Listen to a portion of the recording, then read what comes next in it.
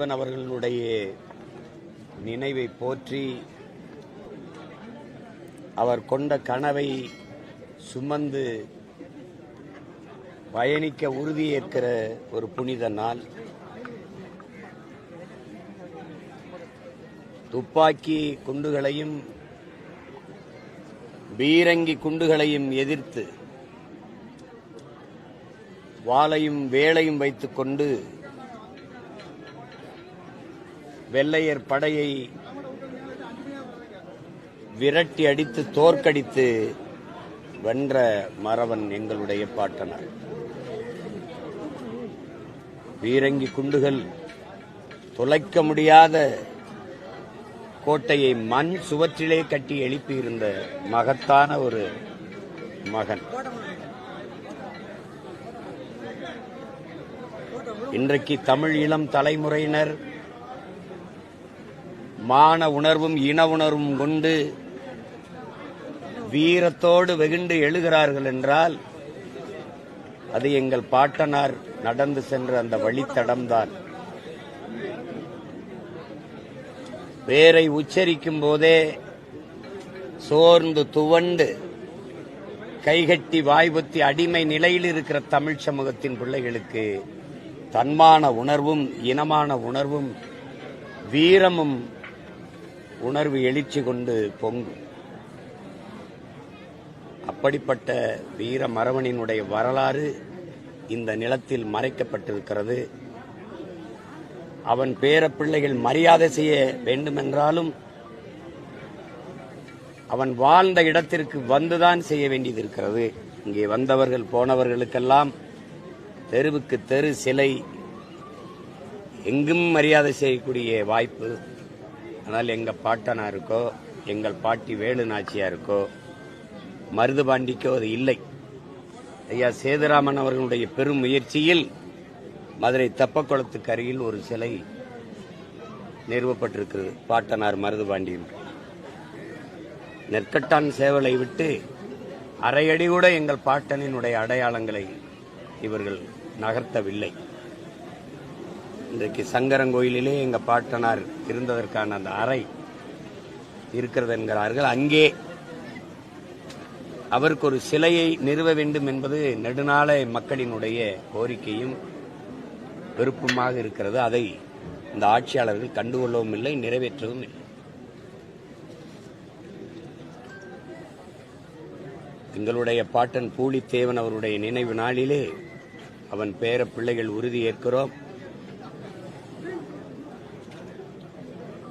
இந்த வீரமிக்க எங்க பாட்டனுடைய அடையாள சுவடுகளை அன்னை தமிழ் நிலமெங்கும் கொண்டு போய் சேர்ப்போம். ஏற்கனவே நாங்கள் தொடங்கி இருக்கிற வீரத்தமிழர் முன்னணி என்ற படைப்பிரிவு எந்த வெள்ளையனை எதிர்த்து எங்கள் பாட்டன் பாட்டி எங்கள் முன்னோர்கள் போரிட்டார்களோ அதே வெள்ளையரினுடைய நாட்டிலே, குறிப்பாக பிரிட்டனிலே வீரத்தமிழர் முன்னணி விழா நடக்கிற போது எங்கள் முன்னவர்கள் தீரன் சின்னமலை, பூலித்தேவன், எங்களுடைய பாட்டனார் அழகுமுத்துக்கோன், மாமன்னர்கள் மருதுபாண்டியர், பாட்டி வேலுநாச்சியார், இப்படி பெரும்பிடுகு முத்தரையர், இப்படி எங்கள் முன்னவர்களுடைய படங்களை வைத்து நாங்கள் வழிபட்ட போது வெள்ளைக்காரர்கள் ஒவ்வொரு படத்திற்கு முன்பும் நின்று தன் படம் சுயம்பி, அதாவது செல்ஃபி எடுத்துக்கொண்டது இன்றும் காணொலி ஆவணமாக இருக்கிறது. எந்த வெள்ளையினை எதிர்த்து எங்கள் பாட்டனார்கள் போரிட்டார்களோ, பாட்டியெல்லாம் போரிட்டார்களோ, அவர்களுக்கு அருகில் நின்று தன்படம் எடுத்துக்கொண்டதை நாங்கள் பார்க்கிற போது உண்மையிலேயே நாங்கள் இந்த அரசியல் இயக்கத்தை தொடங்கியதற்கான அதன் நோக்கம் நிறைவேறிக் கொண்டிருப்பதாக நாங்கள் கருதுகிறோம். அதிலே வீரமிக்க பெரும்பாட்டனின் நிலத்தில் நின்று அவனுக்கு இருந்த அந்த தன்மான உணர்வையும் போர்க்குணத்தையும் நாம் சரணடைஞ்சு வாழ்வதை விட சண்டையிட்டு சாவது மேலானது. மரணத்தை விட மான தமிழனுக்கு மானமே பெரிது. உயிரை இழக்கலாம், நாம் உரிமையை இழக்கக்கூடாது. உயிரினும் மேலானது நமது உரிமை.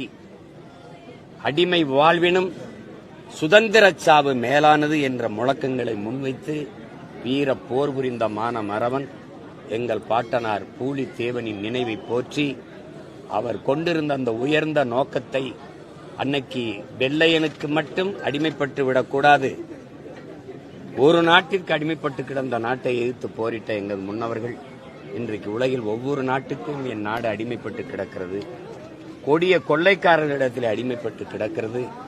இந்த இழிநிலையிலிருந்து என்னரும் தேசத்தை மீட்போம் என்கிற உறுதியை எங்கள் பாட்டனார் நினைவு நாளில் நாங்கள் ஏற்கிறோம். வீர மிக்க எங்கள் பெரும்பாட்டன் பூலித்தேவன் அவர்களுக்கு தமிழின பிள்ளைகள் பெருமிதத்தோடும் திமிரோடும் எங்களுடைய வீர வணக்கத்தை செலுத்தி மகிழ்கிறோம்.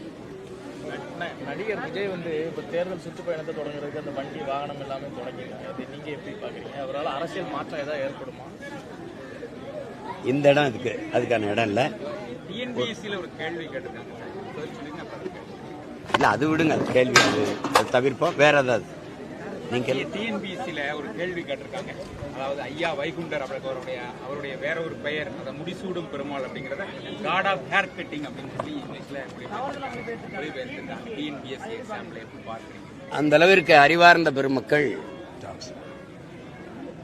அந்த கேள்வித்தாளை உருவாக்குகிற குழுவிலே இருக்கிறார்கள் என்பதை பார்த்துங்க.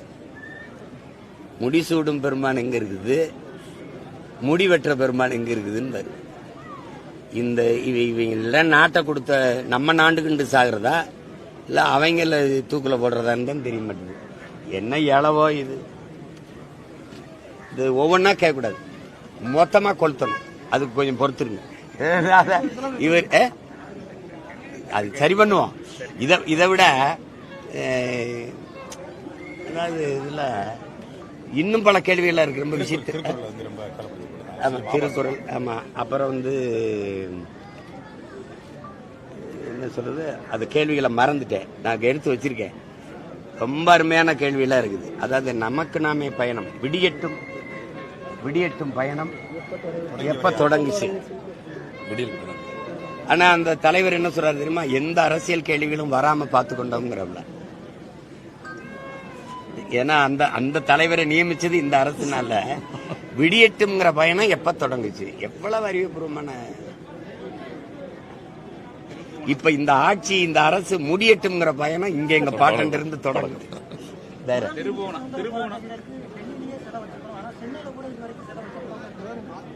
அது ஏன்ட்ட கேக்குறீங்க, உங்களுக்கு ஒரு கோபம் வருதா?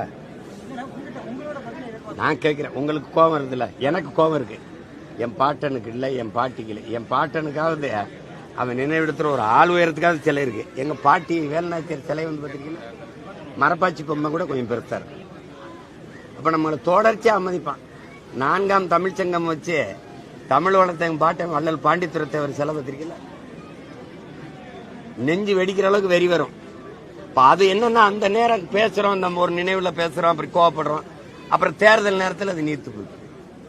அதனால எவன் அவமதிச்சானோ, எவன் நம்ம அடையாளத்தை மறைச்சானோ, எவன் நம்ம வரலாற்றை திரிச்சானோ, அவனுக்கே நம்ம மறுபடியும் அதிகாரத்தை கொடுக்கும்போது இந்த மாதிரி வேலையெல்லாம் வருது. முடிசூடும் பெருமானங்க, முடிவெற்றாளுங்க.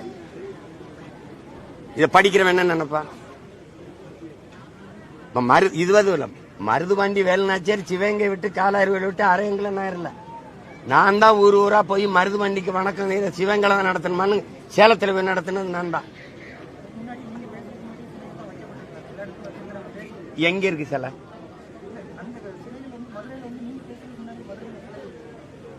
எந்த தெப்பக்குளத்திற்கு ஒரு சிலை தானே, ஒரு சிலை தானே வச்சது யாரு? அது சேதுராமன் ஐயாவுடைய முயற்சி. நான் என்ன சொல்றேன், நீ என்ன பதில் சொல்ற? சேலத்துல அவர் கேள்வியும் கேட்க தெரியல, பதிலையும் உள்வாங்க தெரியல. நான் சொன்னது மருதுபாண்டிக்கு வணக்க கூட்டம் சிவகங்களை தான் போடணும்னு இல்ல, சேலத்துல போடலாம்னு கொண்டி, சேலத்துல கொண்டி மருதுபாண்டியரை பத்தி பேசுனது நான் தாங்கிறேன். உனக்கு பிரச்சனை என்னப்பா? உனக்கு பிரச்சனை என்னன்னு செல வைக்கலன்னு நான் முதலமைச்சர் ஆன பிறகு வைக்கலன்னா என்ன கேள்வி? ஏன் செல வைக்கலன்னு நான் தான் முதலமைச்சர் மாதிரி கேட்டுக்கிட்டு இருக்கேன். ஏன் செல வைக்கல? அது வைக்காதவன்ட கேளுப்பா.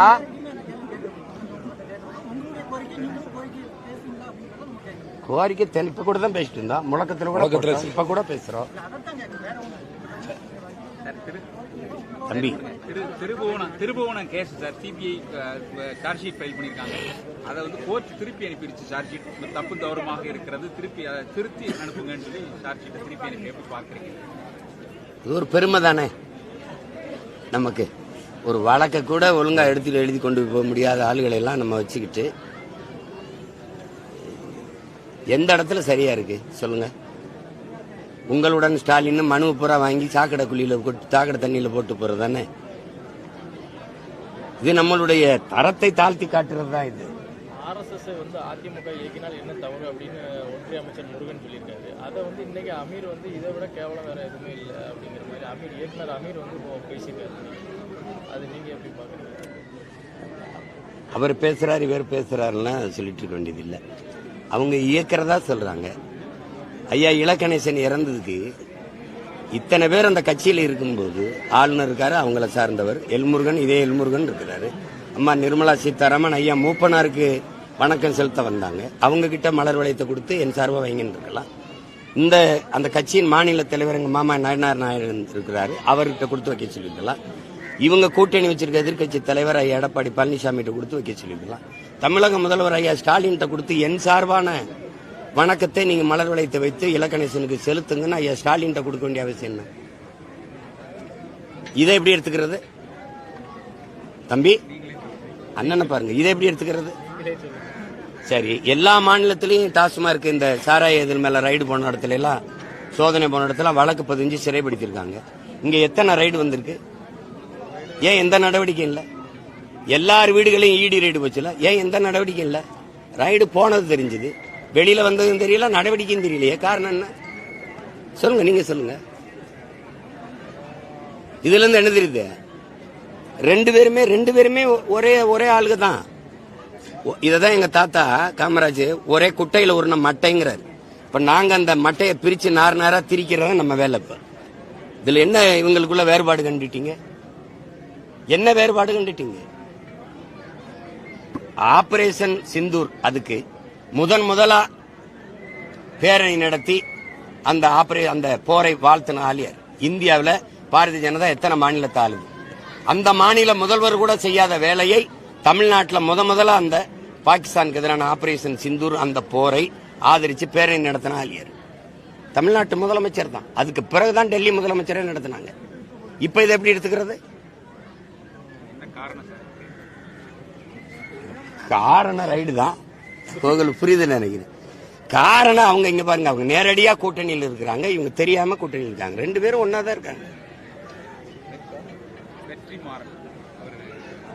படம் தயாரிச்சு பேட்கால்ங்கிற படம் தயாரிச்சு இதுதான் என்னுடைய கடைசி படம் சொல்லியிருக்காரு. பல்வேறு பிரச்சனைகளை சந்திச்சிட்டேன். ஏற்கனவே ஒரு தயாரிப்புல தானே, தயாரிப்பு தான் கடைசி படம். பல்வேறு ஏகப்பட்ட பிரச்சனைகளை சந்திச்சுட்டேன். இந்த படம் தயாரிப்பு அப்படிங்கிறது மிகப்பெரிய சவாலான விஷயம். இனிமேல் அதுல இறங்குறது இல்லை. நீங்க ஒரு எப்படி பார்க்குறீங்க? இல்ல அந்த பிரச்சனையை தம்பி என்னோட விவாதிச்சாரு, நாங்க பேசிக்கிட்டோம். ஒரு கலைஞனுக்கு இவ்வளவு நெருக்கடியை தந்திருக்க வேண்டாம் நான் நினைக்கிறேன். ரெண்டாவது தயாரிச்ச படங்கள் எல்லாம் நல்ல படங்களா தயாரிச்சு கொண்டு வந்துட்டு இருந்தாரு. இப்ப அது அவருக்கு அவ்வளவு பெரிய மனச்சோர்வை கொடுத்துருக்குன்னா அதுக்காக நான் வருந்துறேன். இப்ப அதுல நானும் தானே பொறுப்பேற்கணும். இப்போ ஒருத்தர் கொலை செஞ்சிடறாரு, ஒருத்தர் தவறு பண்ணிடுறாருன்னா இப்ப அந்த இதுக்கு இந்த சமூக குற்றம் தான். ஏன்னா சிந்தனை என்பதும் செயல்பாடு என்பதும் சமூகத்தின் விளைச்சல்ங்கிறான். இப்ப சமூகம் பிள்ளையா இருக்கு, அதனால அது வருது. பள்ளிக்கூடத்துக்கு போற பிள்ளையெல்லாம் தண்ணி அடிச்சுட்டு கஞ்சா குடிச்சிட்டு தடுமாறி விழுகுதுன்னா சமூகம் சீரழிஞ்சிருச்சுன்னு தான் சொல்லணுமே ஒழிய அந்த மாணவனுடைய தவறுன்னு சொல்ல முடியாதுல்ல. அது மாதிரி தம்பிக்கு அவ்வளவு அழுத்தம் கொடுத்து அதை கைவிடுற அளவுக்கு போகுது அப்படின்னா அது நானும் பொறுப்பேற்கணும், நீங்களும் பொறுப்பேற்கணும். கடைசியா இந்தியா டுடே நடத்திய கருத்து கணிப்புல ஆளுங்கட்சியினுடைய வாக்கு சதவீதம் குறைஞ்சிருக்கு, எதிர்கட்சியினுடைய அவங்க கூட்டணி வாக்கு சதவீதம் கூடியிருக்கு. அப்புறம் நீங்கள் உட்பட மற்ற கட்சிகளோட வாக்கு சதவீதங்கள் கூடுதலாக 15% வரை போகிற வாய்ப்பு இருக்குன்னு எப்படி பார்க்குறீங்க? இந்த கருத்து கணிப்புகளை நான் எப்பவும் நம்புறது இல்லை. உங்களுக்கு தெரியும் நினைக்கிறேன். நான் 2016 தேர்தல் அரசியலுக்குள்ள வந்தோம். 10 ஆண்டு நிறைவாக போகுது. 26ஓட 10வது ஆண்டுல நிக்கிறோம்.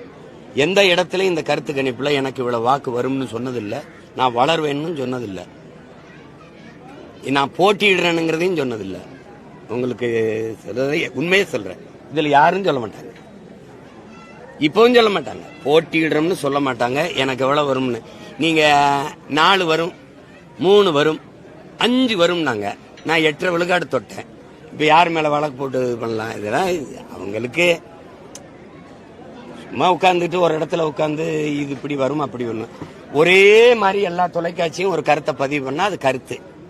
இது ஒண்ணு சொல்லுது, இது ஒண்ணு சொல்லுது, இது ஒண்ணு சொல்லுது, இது ஒண்ணு சொல்லுது, இது ஒண்ணு சொன்னா அவரவர் விருப்பம், அது கருத்து இல்ல. புரியுதா உங்களுக்கு? சுதந்திர போராட்ட தியாகிகளுக்கு வீர வணக்கம் செலுத்தும் போது கட்டுப்பாடுகள் எப்படி கட்டுப்பாடுகள் அது கொடுமையா தான் பாக்குறேன். அதுல இப்ப எங்க தாத்தாவுக்கு முத்துராமலிங்க தேவருக்கு வரும், இன்னொரு தாத்தா இமானுவேல் சேரனுக்கு வணக்கம் வரும். எங்களுக்கு 144 தடையை போட்டு ஏதோ தேச துரோகிகளை கொண்டாட போற மாதிரி பண்ணுவாங்க. நீங்க எவனுக்கோ சில திறந்தபடி இருக்கும். இந்த நாட்டின் விடுதலைக்காக போராடி சிறையில் இருந்தவன், நான் விடுதலை பெற்ற நாட்டிலையும் சிலையா இருக்கும் போதும் சிறையில் இருக்கிறத நீங்க எப்படி பாக்குறீங்க? இருக்கா இல்லையா? இருக்குல்ல. நேரு சிலை, இந்திரா காந்தி சிலை, ராஜீவ் காந்தி சிலை, பெரியார் சிலை, இந்த கருணாநிதி ஐயா சிலை, இந்த எம்ஜிஆர் சிலை, ஜெயலலிதா சிலை, அண்ணா சிலை எல்லாம் ஜெயில இருக்கா? ஆனா இந்த செக்கில் இந்த சிறைக்கு போராடி சிறைக்கு போனா பாருங்க, 9 ஆண்டுகள் சிறையில் இருந்திருக்காங்க. எங்க தாத்தா முத்துராமலிங்க தேவர், தாத்தா காமராஜ் எல்லாம். எந்த சிலையாவது வெளியில திறந்த பண்ணி இருக்க? இது மாதிரி கொடுமை எப்படி இருக்கு? அது மாதிரிதான் இது. வம்படியா அந்த என்ன சொல்லணும், நீங்க எந்த பிரச்சனையும் இல்லாம போய் நம் இன முன்னோர்களை மரியாதையா வழிபட்டுட்டு திரும்பணும். எந்த பிரச்சனையும் வச்சுக்க கூடாதுன்னு ஒரு அறிவுறுத்தல் செஞ்சுதான் செய்யணுமே ஒழிய, இத்தனை கார் வரணும், இந்த காரை வாடகைக்கு கொடுக்காத, இது போகாத, இவ்வளவு பேர் தான் போகணும். இப்ப என்ன பண்ணுங்க, 2 கார் போகலாம், 3 கார் நிறுத்தி நடந்து வந்துட்டேன். இதெல்லாம் தேவையில்லாத ஒரு நெருக்கடி. இவ்வளவு நெருக்கடியை நம்ம கொடுப்பாங்க, அவன் வந்து அழகா கொண்டு வச்சு எல்லாரையும் கொண்டுட்டு போயிடுவான். இந்த நாடு எப்படிப்பட்டதுன்னா, பரீட்சை எழுத போகும்போது என் பிள்ளைகளை மூக்கத்திய கலட்டு, சாடையை அவுத்து விடு, ஜாக்கெட்டை கலட்டு, உள்ளாடையை கலட்டு, அந்த துப்பட்டாவை எடு, எல்லாம் பண்ணுவான். பரீட்சை எழுத போற பிள்ளைய அவ்வளவு சோதிப்பான். பயணிக்கிற எண்ணெய முன்னாடி காட்டு, பின்னாடி திரும்ப, இதை கலட்டு, பெல்ட்டை கலட்டு, எல்லாம் பண்ணுவான். அந்த பாடுல வர்றாங்கள பயங்கரவாதி, அவனை ஒன்னும் சோதிக்க மாட்டான், வந்து சுட்டுட்டு அவன் போயிடுவான். எப்படி இருக்கு? எனக்கிட்ட ஆதார் கேட்கிற, அந்த உள்ள நுழைஞ்சு சுட்டான்ல பகல்காம்ல, அவன்கிட்ட எதுவும் கேட்கல தம்பி, ஏன் கேட்கல, எதுவும் கேட்கல.